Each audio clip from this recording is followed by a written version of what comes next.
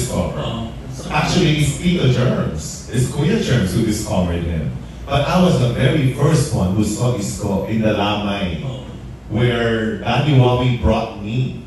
Yeah, good and yeah. So that's why it's not a known fact until Daddy Wawi sent me a video. May nakapag-video pala na magkakasama kami. Imagine how many years ago we're that.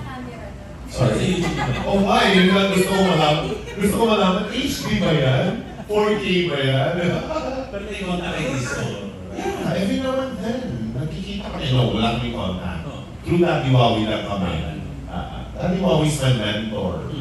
Mentor ko yan sa pagsayaw. I started in the business when I was like 14, 15 years old. I was a dancer, choreographer of Dance Entertainment. Kaya ako nakikilala si John. You know? So, ganun ako kabata, no? Nagpaka pa rin siya.